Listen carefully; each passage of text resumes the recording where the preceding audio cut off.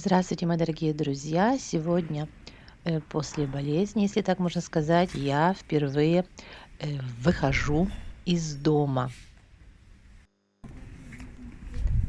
Я уже вам в своем рождественском влоге показывала, что в Польше такая традиция рождественские шопки. Вот такие, как вы видите перед собой, такие вертепы. И показывала уже вам и эту, и еще некоторые, но не показала одной. И поэтому сегодня мы решили пойти на службу, поехать. И покажу вам еще одну очень красивую, которую мы тогда не смогли посетить из-за огромнейшей очереди. А так как период рождественский, такой период карнавала в Польше длится до начала февраля, кажется, до 2 февраля Матки Боskiej Громничной, то до этого время будут все эти рождественские декорации, шопки, елки, а потом все нужно будет убирать. Ну, поэтому сегодня, видите, уже очереди нету. Кто смотрел мои рождественские влоги, здесь была огромнейшая очередь. Мы заходили с вами сюда, вот на эту выставку елок, а на шопку не пошли. Вот сюда была огромная очередь, поэтому сегодня идем с вами смотрим. Кстати, вот это в Польше называется конфессионал. Это место вот в середине, вот видите, 15 цифр, здесь сидит священник, а с одной стороны, вот тут на коленке встает человек и исповедуется. Когда он уходит, подходит другой с другой стороны и уже исповедуется с другой стороны. Вот такая для вас интересная деталь. Кто не в курсе, как происходит исповедь в католическом костеле, в католической церкви. И вот мы с вами входим уже на территорию этой рождественской шопки. Посмотрите, какие белые царственные павлины сидят в клетке. Бывали года, когда эта рождественская шопка состояла в основном из животных. Здесь были и кони, и ослы, и ламы, и попугаи, и курицы, и индюки. Но кого здесь только не было. Огромнейшее количество живых настоящих зверей. Вот посмотрите, какие санки. Мне раз в жизни довелось ехать зимой на таких санках, проехаться, запряженных конями. И скажу вам, такое впечатление было очень даже приятное прокатиться с ветерком. Вот видите, все-таки очередь стоит, и придется вот здесь немножко подождать, чтобы зайти вовнутрь. Видите, она не слишком быстро продвигается, эта очередь. А что бы вы сказали, если бы мы стояли вот там еще с того места, от этих елок, которые я вам показывала? Наверное, час стоять не меньше, поэтому мы тогда не стояли.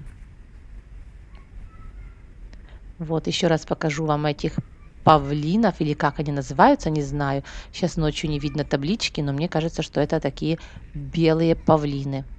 Я привыкла к тому, что павлины цветные. Видите, им не понравилось. Я включила лампу, и они убегают. Видно, свет их немножко раздражает. Это тоже, вот видите, убегает туда. Вот наша очередь уже подошла. Входим вовнутрь. Здесь нас встречают музыканты. Видите, игрушечки двигаются, играет музыка, иллюминация. И сейчас мы с вами будем погружаться в эту волшебную рождественскую сказку. Это называется рухома шопка, то есть элементы шопки будут двигаться. Не все фигурки здесь двигающиеся, но те, которые находятся в постоянном движении, они особенно привлекают внимание и, наверное, в первую очередь у детей. Каждый занимается своим делом. Вот там женщина, которая раскатывает тесто. Сейчас я ее попробую показать ближе. Вот она. Как это все просто смотришь на эту картину и возвращаешься в такую детскую сказочную страну. Посмотрите, а здесь то место, где родился маленький Иисус. Вот он лежит в своей, можно так назвать, колыбельке. Если ее можно так назвать, у него не было нормальной колыбельки. И вокруг него его родители, пастухи. Вот это, как сказать, это сценка, когда лежит наш только что рожденный маленький Иисус и наш Спаситель. И вот что происходит вокруг, как вокруг продолжается жизнь, люди занимаются своими делами. По той архитектуре этих зданий, которые здесь, мне кажется, что, возможно, это все экспортировали из Италии, потому что, не знаю, у меня такое впечатление. А какое впечатление у вас? Как вы думаете? Смотрите, даже курочки двигаются. Вот, печет женщина хлеб.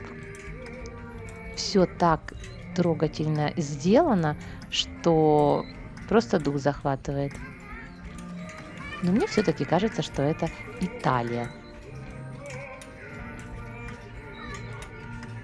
Вот мы сейчас смотрим на все это действо, а представьте себе, как это все нужно смонтировать, поставить, подключить, чтобы каждый элемент работал и все еще так красиво выглядело. То есть это такая работа. Мне кажется, тут постарался не один человек, чтобы нам подарить вот такую радость. И все эти краски, смотрите, водичка течет, все так выглядит. Действительно идешь и созерцаешь, как будто бы находишься в какой-то рождественской сказке. Очень теплая атмосфера. Вот, посмотрите. Человек, который, наверное, что же он тут делает? Масло, может быть, выжимает. Здесь что? Здесь пиво, которое льется из бочки. То есть все то, чем могут заниматься люди, все их занятия, все их слабости, все их. Но скажу вам, что смотря вот на этих всех человечков, всех, которые представляют людей, все работают и делают что-то полезное. Здесь не видно каких-то богачей. Здесь, можно сказать, трудовой народ, который, и, наверное, это хотели подчеркнуть создатели, что Иисус родился не в каких-то богатых хоромах и среди аристократии и каких-то высокопоставленных лиц, а Он родился вот так в самом таком рабочем квартале, где люди потом и кровью добывают копейку и на свое пропитание. То есть он из таких людей обычных. Здесь уже еще одна часть этой шопки, уже красивые, нарядные, праздничные куклы в народных костюмчиках, которые радуются, празднуют. Для детей это тоже очень такой приятный уголок, особенно девочки любят смотреть на кукол. Но скажу вам, что даже взрослым пройтись и посмотреть, это все очень и очень радует глаз. Настроение действительно поднимается. Напоследок пройдемся еще со светящимися ангелами. Надеюсь, что путешествие в сказку вам понравилось, поэтому, друзья мои, поддержите меня пальчиком вверх и обязательно заходите на новые ролики. Пока-пока, друзья!